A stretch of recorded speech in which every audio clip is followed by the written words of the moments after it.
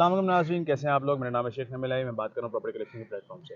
आज मेरे साथ मौजूद हैं मुदस्सिर इकबाल साहब, इनसे कुछ सवालात करेंगे। अस्सलाम वालेकुम। वालेकुम अस्सलाम। मुदस्सिर भाई, मेरा आपसे सवाल है कि लोग किस बिना पे एक जगह को चूज़ करते हैं रहने के लिए। अच्छा नबीर भाई, आपका क्वेश्चन बहुत अच्छा है। ऑल ऑफ द वर्ल्ड ये एक मैं समझता हूँ कि कवानीन है कि लोग जो है ना जहाँ कहीं रह रहे हैं तो वो सबसे पहले देखते हैं वहाँ पे कि अगर आप मुसलमान हैं तो वहाँ पे आप ये देखेंगे कि आपके घर से मस्जिद कितनी दूर है।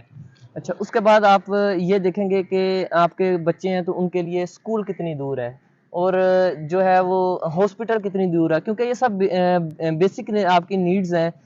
अगर आप बैंकिंग सिस्टम आप देखेंगे कि आपसे वो कितना दूर है, प्लेइंग एरियाज, एंटरटेनमेंट एरियाज, और आप ये चीज़ देखेंगे कि वहाँ पे पार्क्स हैं या नहीं है, आपको वहाँ पे कम्युनिटी कैसी है, वहाँ पे जो है सिक्योरिटी का निज़ाम कैसा है, वहाँ पे जो आपकी बेसिक नीड्स में आ जाता है कि वहाँ पे इलेक्ट्रिसिटी का निज़ाम कैसा है। उसके बाद आप वहाँ पे ये देखेंगे कि वाटर, गैस और मेंटेनेंस का वहाँ पे निज़ाम कैसा है। तो ये सारी चीज़ें मेरे ख्याल में जो हैं वो बेसिक नीड्स हैं, यही कवानीन है रहने के लिए।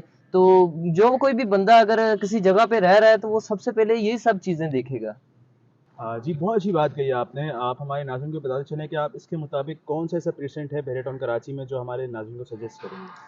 अच्छा नबील भाई, इसमें मैंने अभी जो जैसे बात की है तो उसी मुताबिक ही अगर आप देखेंगे तो मेरे ख्याल से जो प्रीसेंट वन है ना, ये बहुत ही अच्छा प्रीसेंट है अगर इन्हीं सब फैसिलिटीज़ को देखा जाए।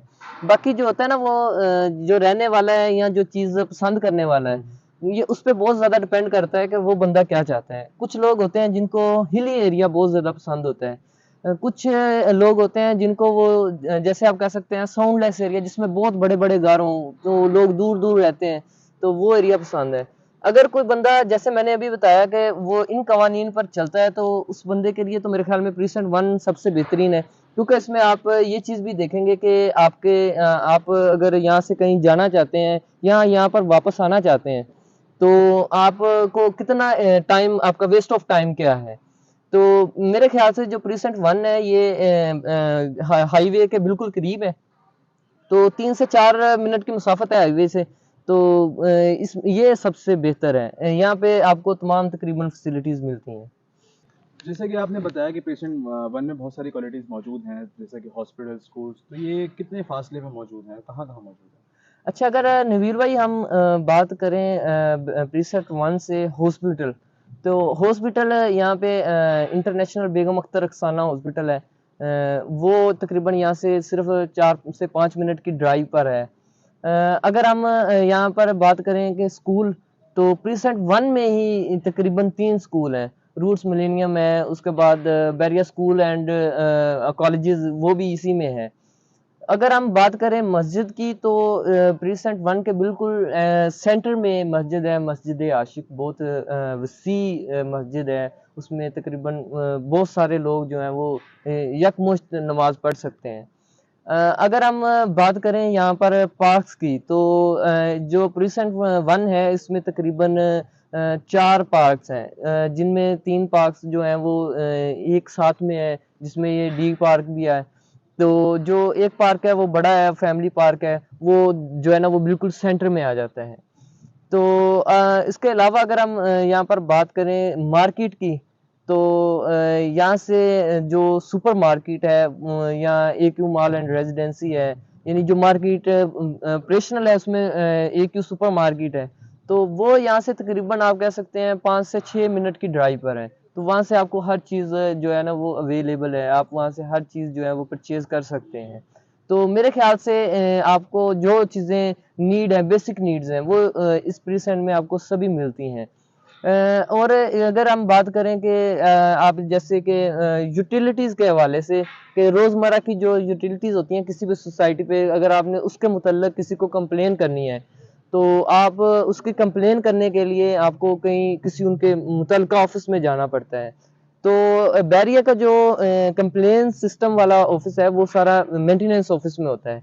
तो प्रीसेंट वन की बिल्कुल ऑपोजिट साइड पे जो है ना आपको मेंटेनेंस ऑफिस है। यहाँ से तकरीबन 2 से 3 मिनट की ड्राइव है, बीच में सिर्फ जिना एवेन्यू है, तो आप वहाँ चले जाते हैं। तो वहाँ पर आप अगर आपके इलेक्ट्रिसिटी के मतलब कोई कंप्लेन है, आपकी वाटर के मतलब है, गैस के मतलब है, इवन आपकी सिक्योरिटी के मतलब है, तो वो तकरीबन तमाम जो है ना वो आपकी कंप्लेंट्स हैं वो वहाँ पर रजिस्टर्ड होती हैं, वहीं से उनका हल होता है। तो मेरे ख्याल से आपको ये बेस्ट ऑप्शन है प्रीसेंट वन आपके लिए कि आप अगर यहाँ पर एज ए रेजिडेंशियल रहना चाहते हैं तो ये बेहतरीन ऑप्शन है आपके लिए। तो जैसे भाई हमारे नाज़रीन को ये बताते चलें कि लोग प्रीसेंट वन में यहाँ बैंकिंग फैसिलिटीज़ के लिए कहाँ जाते हैं? अच्छा नबील भाई, आपने बहुत अच्छा क्वेश्चन किया है। बैंकिंग फैसिलिटीज आपको पता है बेसिक नीड है हमारी। तो प्रिंसेट वन में आपको एक ही बिल्डिंग में तकरीबन तमाम बैंक्स जो हैं उनकी फैसिलिटीज मिलती हैं, जिनमें चाहे वो मिजान बैंक हो, चाहे वो अलाइड बैंक हो, चाहे वो एमसीबी हो, एमसीबी इस्लामिक हो, उसमें फैसल बैंक है, उसमें आप कह सकते हैं वो अल हबीब बैंक है, बी मेट्रो हो, या आप कोई भी बैंक आप लगा सकते हैं जिसके जो जिससे आप चाहते हैं कि मुझे मेरा अकाउंट इसमें है तो मैं इसी से ही ट्रांजैक्शन करूं। तो आपको तकरीबन तमाम बैंक्स जो हैं वो प्रीसेंट वन में एक ही बिल्डिंग में तमाम बैंक्स जो है उनकी फैसिलिटीज मिलती है, उनके एटीएम्स भी वहीं पर मौजूद हैं। आप अगर दोबारा आप उसमें जो आपका अकाउंट है उसको आप रीन्यू मतलब आपका ब्लॉक हो गया उसको करवाना चाहते हो तो वो तकरीबन तमाम फैसिलिटीज जो हैं वो आपको एक ही छत के नीचे आप कह सकते हैं मिलती हैं। तो नाज़रीन अब हम मौजूद हैं प्रेसिडेंट वन के सबसे बड़े पार्क में, अकबर राव पार्क में। तो मुदस्सिर भाई हमारे नाज़रीन को बताएं कि which is the right time to invest in Bahria Town right now? अच्छा नबील भाई, अगर हम बात करें बैरियर टाउन में इन्वेस्टमेंट की तो मेरे ख्याल से ये जो टाइम चल रहा है यही राइट टाइम है यहाँ पर इन्वेस्ट करने का, क्योंकि मार्केट में जो चीज़ें हैं वो बिल्कुल अभी कम कीमत पर हमें मिल रही हैं। अगर हम इसी प्रीसेंट वन की बात करें तो यहाँ पर जो है ना अभी आपको प्लॉट जो अच्छा वो मिल जाता है तकरीबन 1 करोड़ 25 लाख रुपए में। तो अगर हम कैटेगरीज में आ जाएं तो कैटेगरीज में आपको पता है प्लॉट थोड़ा सा महंगा होता है, तो उस वो तकरीबन आपको एक 55 60 इससे इस रेंज में आपको मिल जाता है यहाँ पर। तो यही राइट टाइम है आपको इन्वेस्ट करने का। आपको अगर आप लेना चाहते हैं प्लॉट तो यही राइट टाइम है, क्योंकि इससे पहले अगर हम मार्केट की बात करें तो यही जो प्लॉट जो आपको अब 1 करोड़ 25 लाख रुपए में मिल रहा है, तो इसका जो पहले रेट था वो थोड़ा सा हाई था, तकरीबन 1 करोड़ 60 लाख में आपको वो नॉर्मल प्लॉट यानी जनरल प्लॉट मिल रहा था।